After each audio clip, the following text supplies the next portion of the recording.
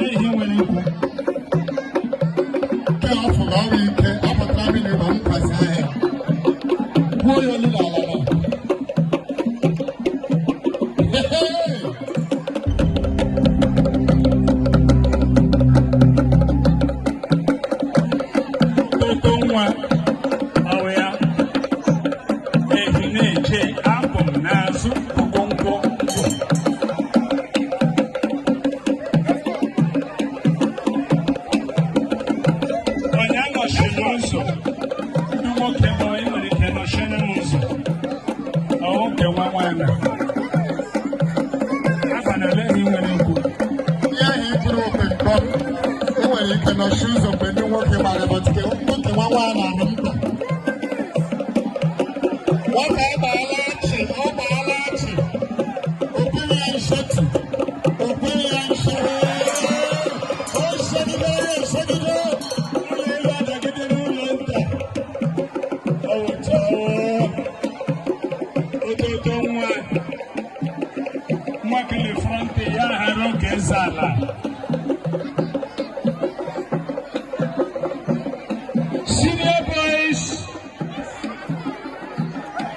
Senior boys, Uche Michael, Ogadim Irego, Yemali Odofi, Opatanzo, Abela,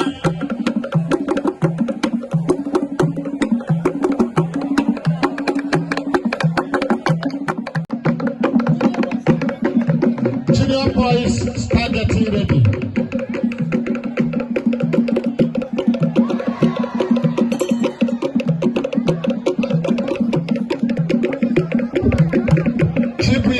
Ike Chukwu and Chukwuemeka Matumere. I desire the transparent happen.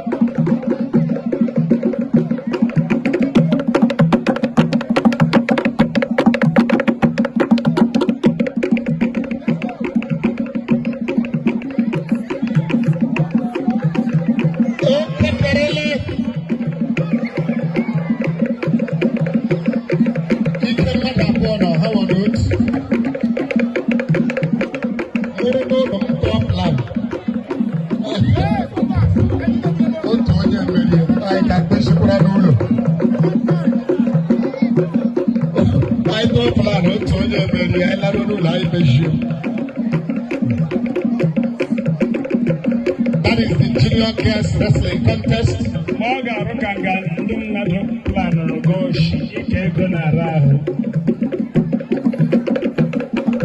Please, the junior boys, be getting ready.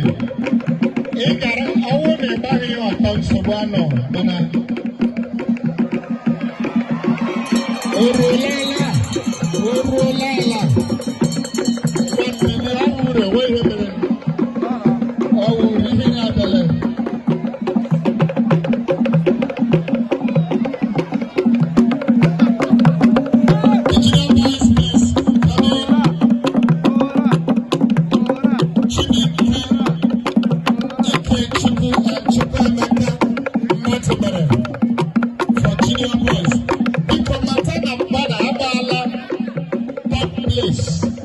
Ihe anyị na-agba ngala wo final mgba agbaala m narị yesterday.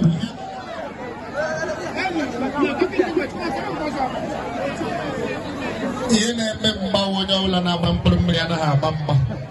Anyị gbarala mkpụrụ mmiri nnu ga-aka ịda. Ada onye na-eri ndomi anaghị agba mgba. Ị ga na-eri akụ n'elu elu eri plantain na-eri akụ na okwu. Onye anọchiri nwanne ya ụzọ.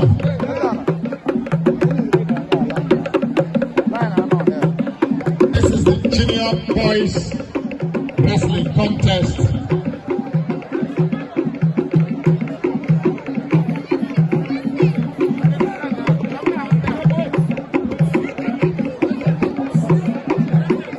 Piano n'etiti.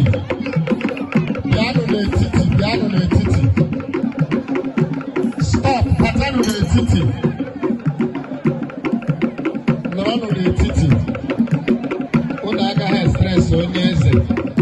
Ya na-enyo ibe unu nọ. Nọrọnụ n'etiti nọrọ.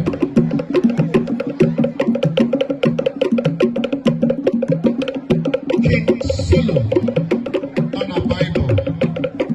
Yes, King Solomon on that one.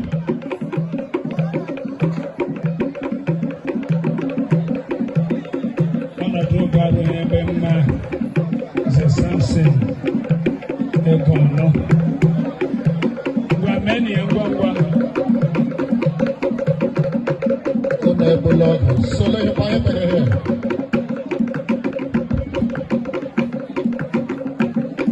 Obu akong prena, ako pa yung mga. Apo apala santi, dito akan daga. Wala sana batabala. Wala. This is Amalansi the cat. Even though na for another.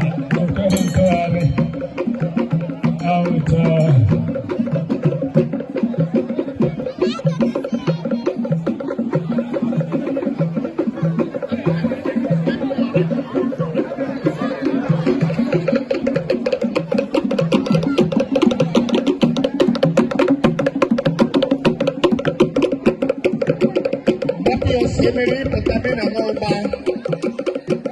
ị ga-atụbawa ahụ nwoke